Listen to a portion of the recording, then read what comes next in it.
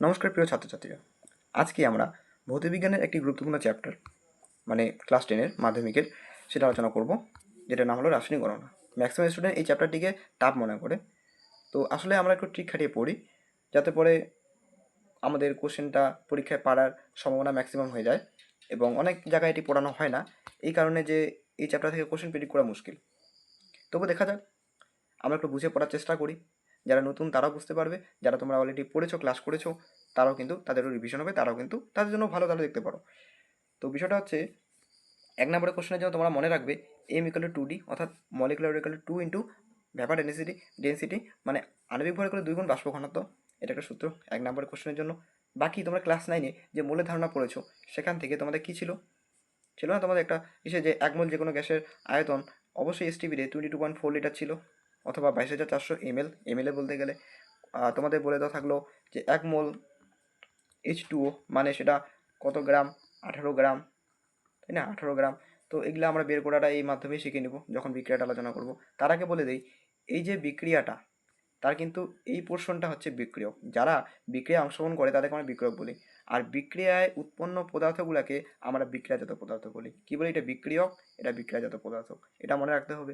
এখন এই যে 3 নম্বরের কোশ্চেনগুলো না, এগুলো কিন্তু অথবা দিয়ে থাকে, মানে একটাই কোশ্চেন আছে 3 নম্বরের, তবে কিন্তু অথবা থাকে, মানে প্রথমে একটা যদি তোমার টাফও লাগে, তো অথবা দিয়ে যে পরেরটা থাকে না, সেটা কিন্তু ম্যাক্সিমাম ক্ষেত্রে কিন্তু ইজি আসে। তো এখন দেখো কিভাবে করা যায়, মনে রাখা যায়। এখানে এই যে CaCO3 রয়েছে, তো তার আগে আমি বলি, পরীক্ষা কিন্তু আমাদেরকে ডিরেক্টলি ভাষা দিয়ে থাকতে পারে, বা ভাষার সঙ্গে সঙ্গে বিক্রিয়া দেওয়া থাকতে পারে। যাই থাকুক না কেন, তোমাদেরকে কিন্তু বিক্রিয়া মানে লিখতেই হবে, বা বিক্রিয়াটা তোমাদের লাগবেই লাগবে, তা নাহলে তোমরা কিন্তু সমাধান করতে পারবে না। ঠিক আছে?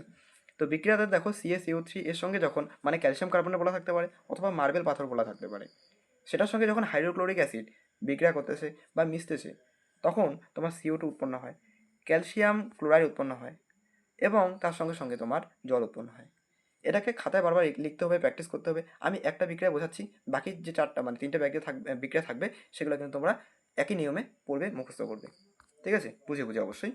তো দেখো, কোশ্চেনে বলা থাকলো যে মার্বেল পাথরের সঙ্গে বিক্রিয়া করতেছে কী হবে, হাইড্রোক্লোরিক অ্যাসিড। ঠিক আছে, তাহলে কী কী উৎপন্ন হবে, তাহলে এত পরিমাণ কার্বন ডাইঅক্সাইড উৎপন্ন হলো, তাহলে বিক্রিয়া কত পরিমাণ কার্বন ডাইঅক্সাইড উৎপন্ন হলো। তো তার জন্য বিক্রিয়া লাগবে না? অবশ্যই লাগবে। এবার মনে রাখার উপায়টা কি? দেখো, CaCO3 একটা তোমার সংকেত, এখান থেকে তোমার CO2 যদি চলে যায়, তাহলে অবশ্যই পড়ে থাকে কি, Ca পড়ে থাকে, আরেকটা O পড়ে থাকে না, একটু ভেবে দেখো। তো এবার CO2 অলরেডি তৈরি হয়ে গেছে, এখানে একটা H পাচ্ছি, আমি একটা O পাচ্ছি, খালি H ও মিলে তো H এর সংকেত কোনো হয় না, কিন্তু হ্যাঁ H2O বলে একটা সংকেত হয়। দেখো, আমরা জলও তৈরি করলাম। ঠিক আছে? এই সংকেত তৈরির পিছনেও তোমার যোজ্যতার খেলা রয়েছে, সেটা আমরা আবার ডিটেলে যাচ্ছি না। কেন হয়? কারণ এখানে দেখো হাইড্রোজেনের যোজ্যতা তোমার 1, অক্সিজেনের যোজ্যতা তোমার 2। ঠিক আছে? তাহলে এটা কোনাকুনি গুণ করলে দেখো, এর যোজ্যতা ও নিচ্ছে, ও যোজ্যতা এ নিচ্ছে, H2 হয়ে যায়। তো সেটা তো মাথা ঘামানোর দরকার নেই। ঠিক আছে? তো দেখা যাক, এটাকে আমি সরাই।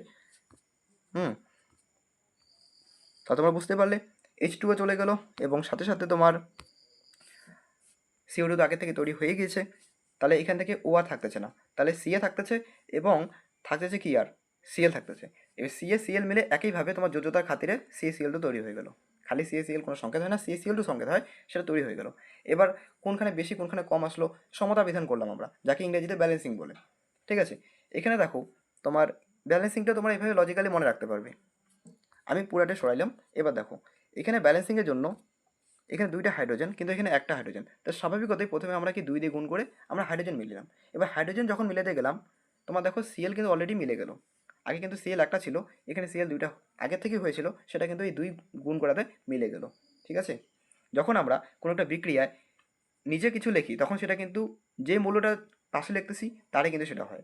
যখন আমরা নিচে না লিখে বা পাশে না লিখে, মানে নিজে না লিখে আমরা ওভারঅল সামনে লিখতেছি, তখন কিন্তু এই যে এর ভাগ, সেটা কিন্তু যতগুলো মৌল থাকবে, যতগুলো মৌল মিলে একটা যৌগ তৈরি হবে, প্রত্যেকে কিন্তু পাবে। মানে এখানে যেমন 2 লেখা, মানে H2 পাচ্ছে, Cl2 পাচ্ছে, কিন্তু এখানে নিচে 2 লেখা মানে শুধুমাত্র Cl 2টা পাচ্ছে। ঠিক আছে? Ca কিন্তু পাচ্ছে না। জিনিসটা বোঝা গেল? একদম সিম্পলভাবে বোঝানোর চেষ্টা করাচ্ছি। ঠিক আছে? তো এইভাবে আমরা ব্যালেন্স করলাম। দেখো, তারপরে আবার কোনো জিনিস এক্সট্রা কি রয়েছে যেটা আমাদেরকে করতে হবে? ক্যালসিয়াম একটা রয়েছে, ক্যালসিয়াম এখানে তোমার একটা রয়েছে, ঠিক আছে। CO2 একটা কার্বন ছিল, একটা কার্বন, ঠিক আছে, কিন্তু এখানে O2, আবার এখানে O মিলে O3 হয়ে যাচ্ছে। দেখো O3 হচ্ছে না, O3 হচ্ছে, এখানেও কিন্তু তোমার O3 রয়েছে আগের থেকে। তার মানে বাকি সব কিছু ঠিক রয়েছে, আমরা চিন্তা করার কোনো বিষয় নেই, তাই তো? এবার এখানে একইভাবে দ্বিতীয় বিক্রিয়া। এবার এই বিক্রিয়াটা কিন্তু খুব ইজি। তোমার পরীক্ষায় এইভাবে বলা হয় যে মার্বেল পাথরকে আমরা যখন উত্তপ্ত করলাম, আমরা দেখো নিচে এটা কোনো লিখিনি, কারণ আমি অলরেডি কিন্তু এটা বিষয়ে প্রথমেই বলে দিয়েছি। তো মার্বেল পাথরকে যখন উত্তপ্ত করি, এটা চিহ্নটা মানে হলো হিট করা, উত্তপ্ত করা, তখন কত পরিমাণ ওজনের হ্রাস হবে সেটা বলতে পারে, বা কত পরিমাণ ওজনের হ্রাস কোনটা হবে, অবশ্যই আমরা জানি CO2 একটা গ্যাস, তাহলে গ্যাস তো তৈরি হতে সেটা উড়ে যাবে, তার মানে এতটা পরিমাণ ওজনের হ্রাস হবে, তাই না? বা এভাবে বলতে পারে যে কতটা পরিমাণ CaO উৎপন্ন হবে, বা বলা থাকতে পারে যে কতটা পরিমাণ তোমার কার্বন ডাইঅক্সাইড উৎপন্ন হবে। তো সব ক্ষেত্রে ব্যাপারটা একই, ঠিক আছে? তো এটা আমরা মনে রাখবো। এটা ক্ষেত্রে আগে নিয়ম কী হবে, এখান থেকে তোমার CO2 চলে গেলো, তাহলে একটা পড়ে থাকতেছে, আর Ca আগের থেকে আছে, তাহলে C আর O মিলে কি CaO, যাকে আমরা ক্যালসিয়াম অক্সাইড বলি। এবার খালি ক্যালসিয়াম অক্সাইড মনে রাখলে হবে না, তোমাদেরকে পরীক্ষায় পোড়াচুনও বলতে পারে যে কতটা পরিমাণ পোড়াচুন উৎপন্ন হইলো। আমরা মানে মার্বেল পাথর বা ক্যালসিয়াম কার্বনেট যে কোনো একটা বলা থাকলো, বা CaCO3 বলা থাকতে পারে, সেটাকে উত্তপ্ত করলে কতটা পরিমাণ পোড়াচুন উৎপন্ন হবে, তাহলেও কিন্তু ব্যাপারটা একেই বোঝাচ্ছে। এই জন্য কিন্তু সবগুলাই মনে রাখা দরকার, ঠিক আছে? এটা আমি এই সময় তোমাদেরকে পড়াইছিলাম অফলাইনে। দেখো তোমাদের ফেব্রুয়ারি মাসের 20 তারিখে সম্ভবত, বা তার আশেপাশে হবে।